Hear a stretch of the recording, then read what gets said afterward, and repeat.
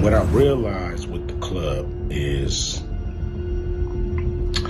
what makes them so mad is when you don't want to be a part of their club. Did you ever wish you were white? As a little girl, I wanted to be. All of these big deviants is all catching hell in 2024. It's up for all of them. It don't matter if you Diddy or whoever you is. What Ice Cube revealed about why Oprah is afraid of Katt Williams will shock you. Ice Cube claims Oprah systematically blacklisted him from her show, not once, but twice. Been excluded. I've been excluded on Oprah, you know. On Oprah? On Oprah, yeah, I've been excluded. Yeah, man. But Oprah's issue wasn't just with Ice Cube. 50 Cent, Mo'Nique, and Toni Braxton all experienced the same exclusion and humiliation from her. You ain't got Gucci flatware because you didn't want to buy it. It's not because you couldn't afford it. What do you mean? And immediately, she made me feel this big. And now, with Katt Williams' predictions proving prophetic across Hollywood, her time of reckoning may finally be here. So let's get into it.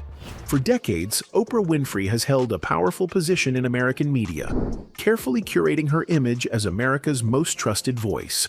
Her interviews have shaped countless narratives and brought some of the most influential voices to the forefront. But is that power as balanced as it seems? Well, Ice Cube doesn't think so, and neither does Katt Williams, who has spent the last year systematically dismantling the very foundation of Hollywood's elite circle. Katt Williams has proven to be one of the most fearless truth-tellers in entertainment, refusing to bow to industry pressure or stay silent about uncomfortable realities. In his legendary Club Shay Shay interview, he didn't just call out Diddy months before the federal raids. He exposed an entire network of powerful figures, including Tyler Perry and Steve Harvey, while hinting at deeper connections that reach all the way to Oprah's inner circle. His predictions about 2024 being a year of exposure weren't just bold statements. They were prophetic warnings that came true with stunning accuracy. All of these big dick deviants is all catching hell in 2024. It's up for all of them. It don't matter if you Diddy or whoever you is. From Diddy's arrest and ongoing legal troubles to the unraveling of carefully maintained Hollywood facades, Katt's words proved that he possessed knowledge about industry secrets that many wished would stay buried. The comedian's willingness to name names and call out patterns of behavior that others only whispered about has made him both a hero to those seeking truth and a dangerous enemy to those with secrets to hide. His bold stance against what he calls Hollywood's big deviants has created a ripple effect, inspiring others like Mo'Nique to come forward with their own explosive revelations about industry gatekeepers, particularly those in Oprah's orbit who have allegedly used their power to silence and sideline black talent who refused to play by their rules. For decades, Oprah Winfrey has held a powerful position in American media. Her interviews have shaped countless narratives and brought some of the most influential voices to the forefront. But is that power as balanced as it seems? Well, Ice Cube doesn't think so. During a 2023 interview with Tucker Carlson, Ice Cube, who's known for his no-nonsense attitude, claims he was outright banned from Oprah's show. Ice Cube felt snubbed and wasn't shy about sharing it publicly. Been excluded. I've been excluded on Oprah, you know. On Oprah? On Oprah, yeah, I've been excluded. Yeah, man. He claimed that The View and Oprah wouldn't have him on during the promotional period for his massive hit film, Barbershop, and while producing a show called Black, White.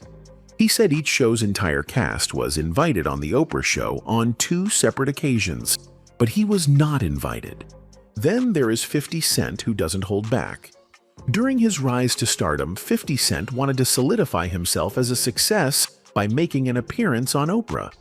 Not only would this mean a lot for an ex-drug dealer from Jamaica, Queens, but it would have also proved to his grandmother, who was a huge Oprah fan, that he's doing something productive with his life. But when the idea was pitched to Oprah, She made it clear that she wasn't interested in what 50 Cent had to offer. "She was completely against everything that was in my music," 50 said. "So she ain't never going to have me on that show. I'm never going to reach that platform, which is confirmation of you being a huge success. So I just said, okay, if we can't be friends, then at least let's be enemies." "I'd love to be Oprah's friend," I continued. "But if we can't be friends, can we at least be enemies?" After realizing Oprah wouldn't invite him, 50 Cent went full 50 on the talk show host. The rapper berated her fan base and even named one of his dogs, Oprah. That's Oprah. That's Oprah. Okay. But that's not the only issue that Fifth has with Oprah. He claimed that Oprah focused on holding black men accountable during the Me Too era, while staying silent on similar accusations made against white men. Rumor has it that she's been turning her back on black artists and cozying up to none other than the snooty Hollywood elites. Some of these elites include controversial figures like Harvey Weinstein and Jeffrey Epstein. For context, Oprah was once close with Harvey, and she even showed him sympathy, even though he is a disgusting man, and he deserves to rot in jail. But it's hard to understand why Oprah wanted to be best friends with someone like Harvey Weinstein. They had a very warm friendship, and the photos show. Some people actually believe that Oprah convinced some actresses to hook up with Harvey Weinstein. In fact, Rose McGowan tweeted out, "I'm glad more people are seeing the ugly truth of Oprah. I wish she were real, but she isn't." Oprah previously attempted to speak out on Harvey Weinstein, but she never really got to the point, and viewers could tell that she was trying to protect him. I think that this is, I'm always trying to look for the rainbow in the cloud, whatever is the silver lining, and so I think this is a watershed moment. Now, fans have been talking about the bizarre contrast in Oprah's behavior when it comes to dealing with people like Harvey versus dealing with someone like Michael Jackson. In 1993, Oprah interviewed Michael at his Neverland Ranch in what became one of the most watched interviews in television history. This interview was meant to clear up long-standing rumors about Michael, such as him wanting to become white, rumors about plastic surgery, and bizarre claims like him buying the remains of the Elephant Man or having a telepathic monkey. However, instead of helping his image, Oprah's approach raised eyebrows. She asked intrusive questions. I'm going to ask you this, and it's embarrassing for me to ask you this, but I'm going to ask you anyway. Are you a... How could you ask me that question? I just want to know. I want to know. I'm a gentleman. You're a gentleman. I'm a gentleman. Oprah's questions often felt accusatory, and she even pressed him on his love life and friendships with children, hinting that there might be something inappropriate. Her line of questioning made fans and even his family believe she had an agenda to tarnish his reputation. But the real betrayal came after Michael's death. Oprah supported the documentary Leaving Neverland, which featured Wade Robson and James Safechuck accusing Michael of misconduct when they were children. Oprah not only backed the documentary, but also interviewed the accusers, further angering Michael's supporters and family, who felt this was a blatant betrayal, especially since Michael had never been found guilty of such charges in court. While never forgetting any of the sexual details that happened between us, but having no understanding that it was abuse, having no... The Jackson family and many of Michael's fans felt Oprah betrayed the king of pop to boost her own ratings. Michael's older brother, Jermaine Jackson, publicly called out Oprah for her involvement with Leaving Neverland, pointing out that the allegations were not based on facts and that Michael had been proven innocent during his 2005 trial. Other family members like Taj Jackson, who grew up with Wade Robson, also expressed outrage at Oprah's actions, accusing her of using the situation to boost her ratings. Brandy Jackson, another family member, was particularly upset because Oprah had once been welcomed into their home for interviews with Michael's children, only to later turn on the family by supporting the documentary.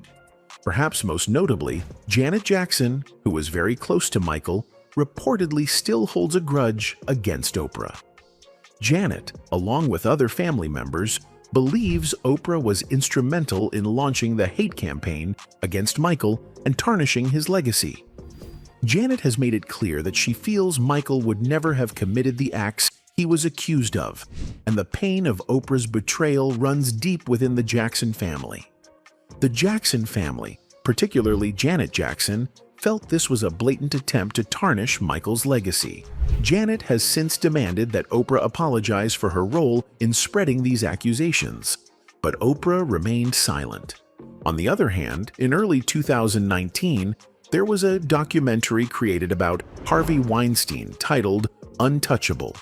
It premiered at Sundance, but it didn't get a lot of media attention, and of course, Oprah didn't bring any attention to that documentary. But when it comes to the documentary about Michael Jackson, Leaving Neverland, Oprah decided to go and promote that everywhere. Oprah decided to hold a special show after the airing of Leaving Neverland. This decision raised questions about her motivations and the selectivity of her actions. She invited some of Michael Jackson's alleged victims to share their stories on her show, but noticeably omitted any plans to invite Harvey Weinstein's victims to discuss their experiences. This discrepancy raised eyebrows and invited speculation about Oprah's seemingly protective stance towards her friend, Harvey Weinstein, while choosing to shine a spotlight on figures like Michael Jackson. What added an additional layer of intrigue to this situation was the fact that Harvey Weinstein was a convicted criminal, his guilt well established and publicized. The evidence against him was overwhelming, leaving no room for doubt about his actions. So why did Oprah seemingly avoid holding him accountable on her platform? The absence of any efforts to shed light on his story or provide a platform for his victims was perplexing and opened the door to accusations of selective justice. One couldn't help but feel a sour taste in their mouth when considering the timing and circumstances of Oprah's focus on Michael Jackson. It was worth noting that Jackson had passed away over a decade ago, rendering him unable to defend himself against the allegations brought forward on Oprah's show. Meanwhile, Harvey Weinstein remained alive and kicking, with numerous victims who had bravely come forward to share their harrowing experiences. So why did Weinstein's story not receive the same attention and scrutiny? It raised legitimate concerns about Oprah's motives and whether she was attempting to justify or protect individuals with a history of bad behavior. The stark contrast between the treatment of Michael Jackson and Harvey Weinstein cast a shadow of doubt over Oprah's intentions. It raised questions about her commitment to justice and her willingness to hold powerful figures accountable. With Weinstein's extensive list of victims and his criminal conviction, one would have expected him to be at the forefront of discussions surrounding AB and misconduct. Yet, Oprah's apparent silence on this matter left room for speculation and invited skepticism about her true intentions. What's more, in 2019, Fifth called out Oprah for only criticizing black male stars at the center of SA allegations and ignores the white people who have been accused. Following the news that Winfrey was to produce a Me Too documentary about the allegations against record executive Russell Simmons, the rapper questioned her intentions on Instagram.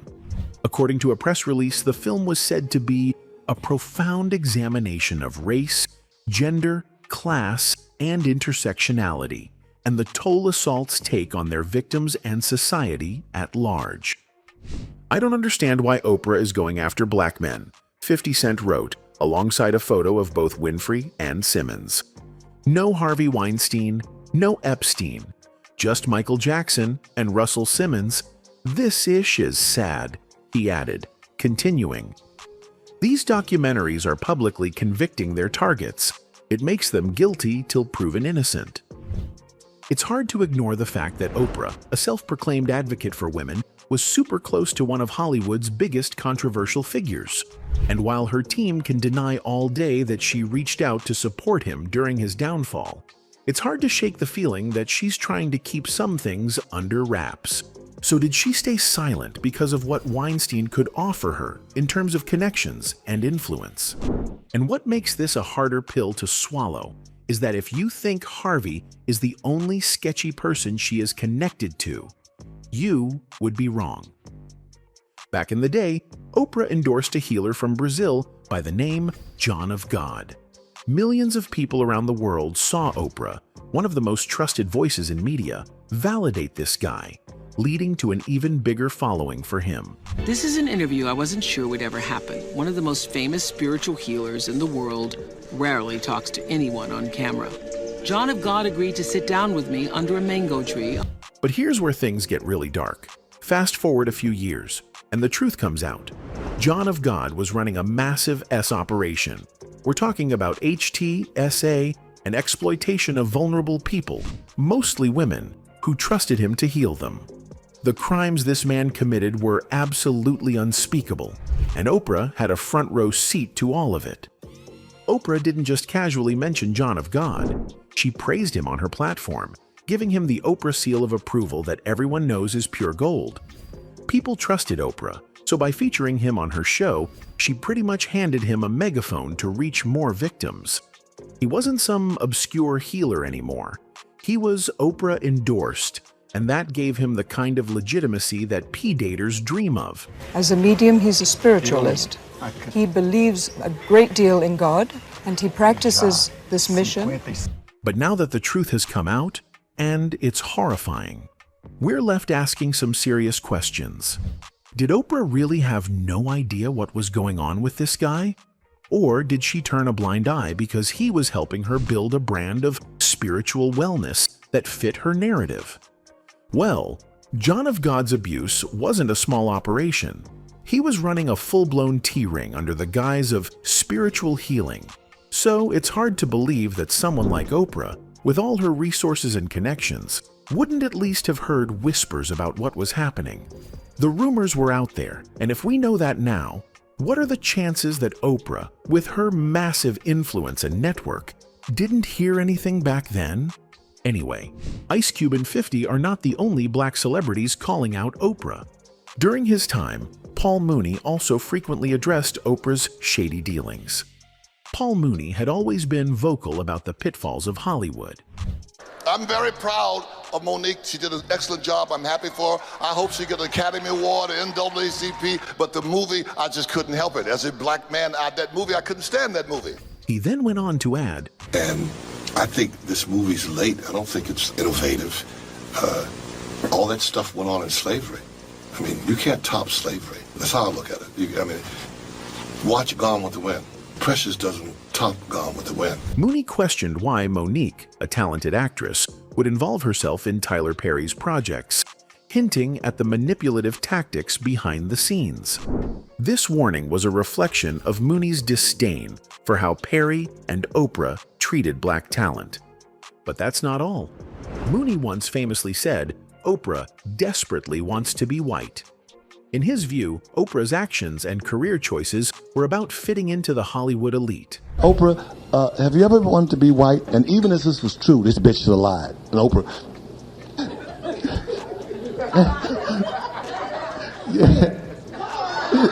yeah, she said, y'all Miss Barbara. Harsh words? Maybe. But as it turned out, there was some truth in them. Did you ever wish you were white? As a little girl, I wanted to be.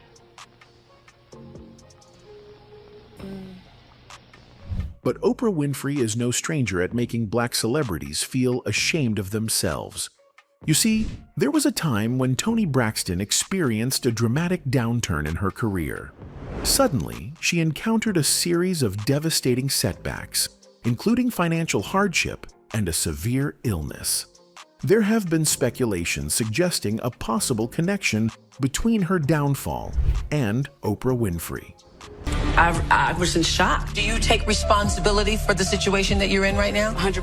100%. 100%. Toni Braxton burst onto the music scene in the late 80s, captivating fans with her extraordinary vocal talent and timeless songs. Added to her enduring success in the music industry, Toni has also become known for her involvement in Braxton Family Values, a popular reality TV show on WETV, alongside her sisters and mother.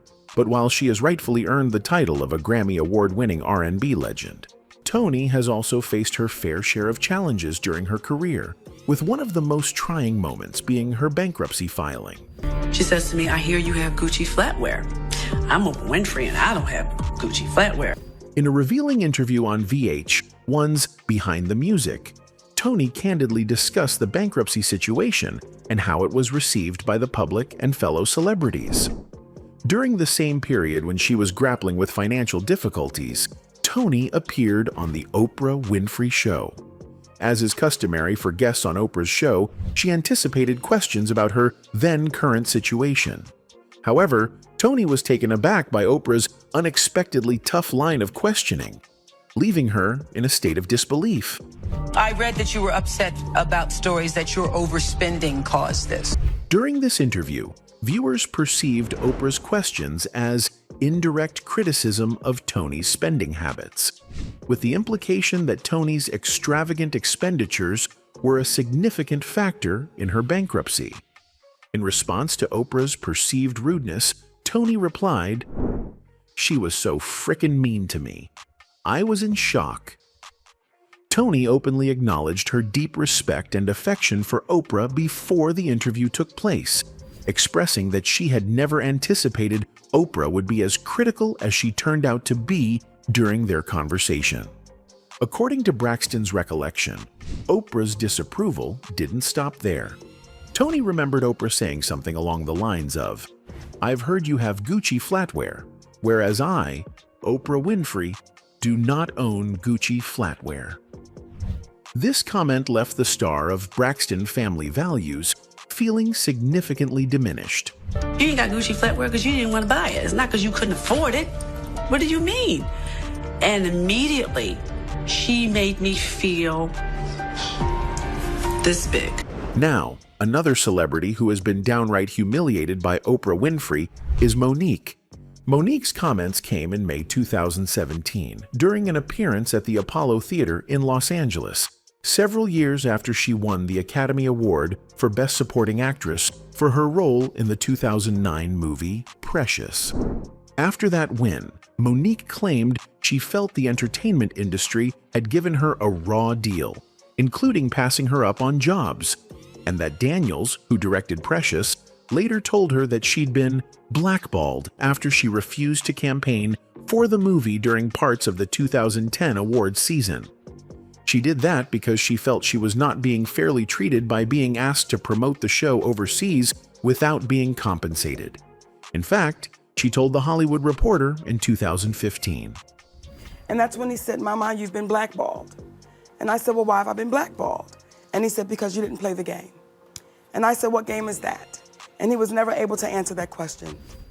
In the 2017 Apollo Theater performance, Mo'Nique also accused Oprah and Tyler Perry of having a role in the blackballing. She told the audience in an expletive-ridden monologue, "So no, I was not blackballed. I was whiteballed by some black who had no. Thank you, Mr. Lee Daniels. Thank you, Miss Oprah Winfrey." Now you would think this is the only time that Oprah has let down Mo'Nique, but shockingly, the answer is no. In 2009, when Precious was released, Mo'Nique and Oprah were close friends, with a large part of their bond being that both were SA'd by family members growing up. However, it was Oprah's encounter with that family member that turned their friendship sour. Oprah called Mo'Nique to ask her to be on the show, telling her that her brother, the one that Mo'Nique accused of SA, contacted Oprah and wanted to be on the show. She was reaching out to Mo'Nique to see how she felt about it, telling her that she wouldn't have the brother on the show without Mo'Nique's approval. Mo'Nique gave her blessing for her brother to be on Oprah's show, but made it clear that she wanted no part of it. However, when Mo'Nique's brother appeared on the Oprah show, he was accompanied by both of their parents. Oprah never said that her parents were coming, just the brother. That made Mo'Nique angry because she felt Oprah had gone behind her back and booked her mother too, knowing that the two had not spoken to each other in quite some time. Because of their appearance on The Oprah Show, Mo'Nique blames Oprah, at least in part, for causing even more damage to her relationship with her family. After the show aired, Oprah called Mo'Nique to talk about it. While she told Oprah that she never would have approved of her mother being on the show, she did admit that she had a lot more to say about how that episode and the way it was handled made her feel. In another conversation, Mo'Nique claimed that Oprah told her she didn't know the parents were going to accompany her brother on the show and that she'd look into it and call her back. She never called her back. Fast forward to Lupita Nyong'o's Oscar party, which happened to be the next time Mo'Nique was face-to-face with Oprah. When it was Mo'Nique's turn to speak, as each of them gave Lupita advice during the party, she instead turned to Oprah and let loose. In front of everyone in the room, Mo'Nique told Oprah, "Sister, you and I have to have a conversation." That's when Mo'Nique unloaded, telling Oprah that she felt betrayed by her friend and that she was angry that Oprah would have her mother on the show without her approval. Oprah apologized, telling Mo'Nique, "If you think I did something to offend you, I want to apologize." That wasn't enough for Mo'Nique, who had clearly been carrying this anger for quite some time. She didn't believe that Oprah's apology was sincere and then began blasting her for issuing an insincere apology.